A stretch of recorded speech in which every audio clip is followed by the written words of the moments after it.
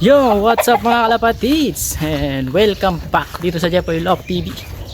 And for today's video natin mga kalapatids, and final lap ng ating karera sa BBC Junior. At release point natin mga kalapatids is Santa Ana, Cagayan. At distance natin doon is 437 kilometers air distance. At isa yung warrior natin, si Speedy Junior mga kalapatids. At nirelease naman yung mga warriors natin ng 6:25 AM at padatingan ng ating mga ibon 12:01 sa speed na 1.3.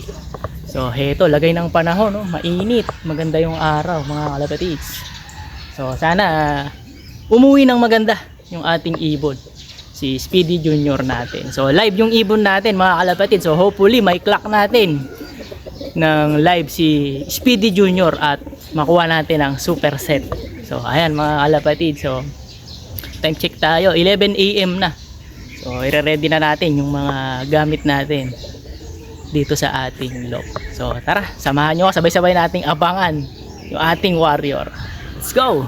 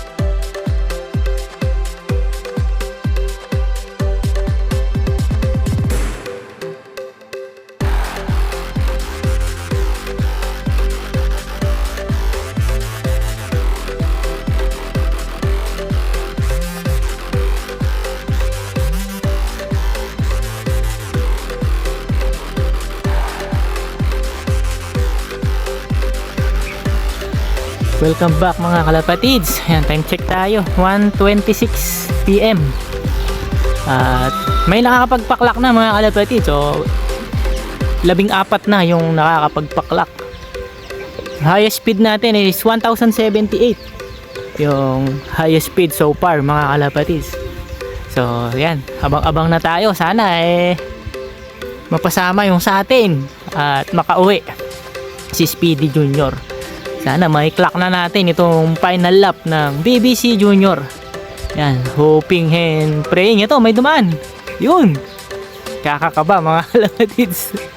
Yan, sana dumating na yung ibon natin na si Speedy Junior. Yan, abang-abang na tayo mga kalapatids. Oh, welcome back mga kalapatids. Yan, time check tayo, 3:12 PM. So ayan, wala pa rin yung warrior natin mga kalapatids. So meron na lang tayong natitirang 1 hour and 37 minutes. So cut off natin is 4:49 PM. So wala pa rin yung ibon natin at 46 pa lang yung nakakapagpaklak sa buong club. So pahirapan din itong ating Santa Ana lap mga kalapatids. So maganda naman yung panahon. So sana makaabot yung warrior natin. So abang-abang pa tayo. Tayo na nga mga kalapatids. Time check tayo, 4:54 at wala pa rin si Speedy. So cut off na tayo mga kalapatids. Ito, pawalan na natin to. Ayan, inabutan tayo ng cut off at hindi nakauwi yung warrior natin. So talagang hindi pa para sa atin yung super set mga kalapatids. So ayan, ito yung mga warriors natin.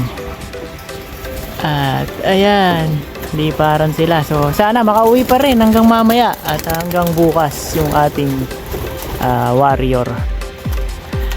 So ayan mga kalapatids, so yun lang muna yung update natin dito sa ating loop. So abang-abangan na lang natin sa susunod na update yung ating warrior kung makakauwi pa. So ayan, please like, share, and subscribe mga kalapatids, Jepoy Love TV. At mag-comment na rin kayo. And good luck sa lahat ng may karera and congratulations sa mga nakapag pauwi na. Yan, ingat lagi mga kalapatids. Bye-bye.